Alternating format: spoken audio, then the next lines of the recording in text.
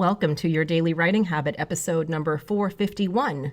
If you are writing a book or thinking about it, or maybe you've started writing your book but you need some help getting it done, you are in the right place.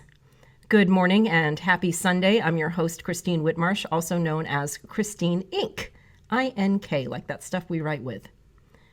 Each day I'm sharing with you the writing habits I've learned over my 19 years as a ghostwriter, book coach, and author.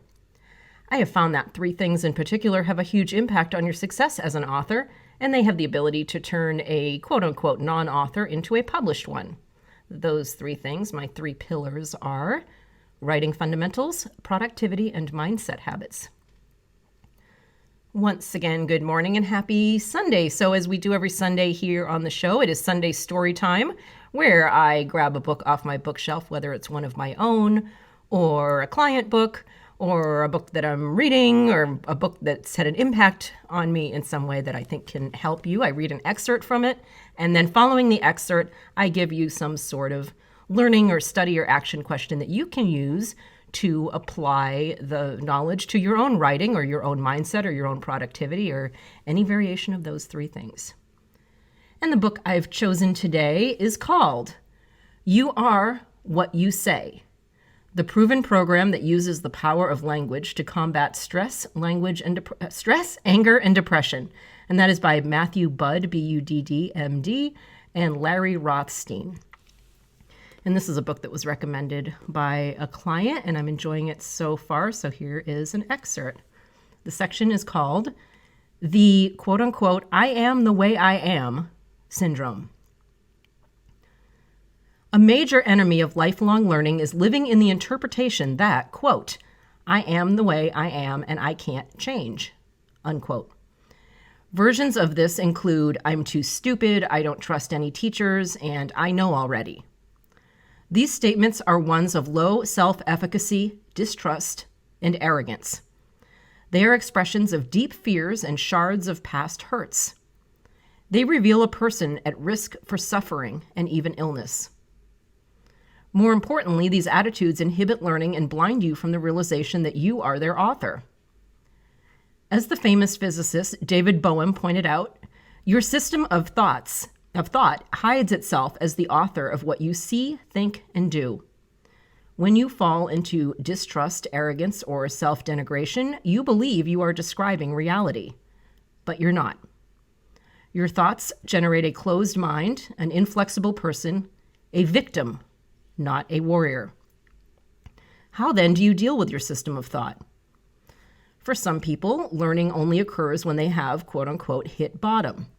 For each of us, there have been moments when our incompetence was so evident, when blaming others for our pain was so blatantly hollow, when our excuses and justifications were so exhausted that we had to admit our responsibility for our own suffering.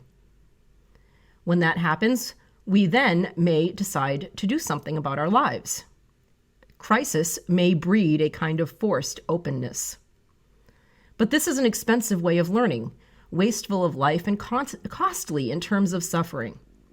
If you are wise, there are easier ways of ending the I am the way I am syndrome. For example, you can be inspired by someone's skillful handling of situations that are similar to yours. Another motivation for change can come when you realize you have the potential for learning and action. You may begin to question the self-imposed barriers that limit your growth. You might ask, could I be my own worst enemy? When you do this, you open yourself to learning. Escape from the I am the way I am syndrome also happens when someone you trust encourages you to learn. A good coach does this, or a friend or a loved one, sometimes even a child. He or she knows you can do better than you are doing now, even though you may not see this or understand how it could happen. The real issue is trust.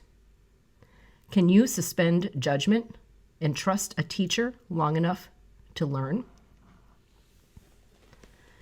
Once again, that's an excerpt from the book, You Are What You Say: The Proven Program That Uses the Power of Language to Combat Stress, Anger, and Depression by Matthew Budd and Larry Rothstein. And here is your learning question, kind of an obvious one here. What is your version, or one of your versions, of the I am the way I am syndrome?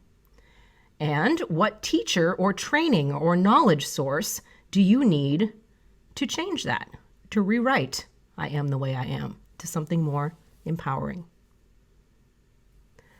Thank you for joining me here on Your Daily Writing Habit, where I am helping you write and finish writing an awesome book by giving you all the tools you need to do it.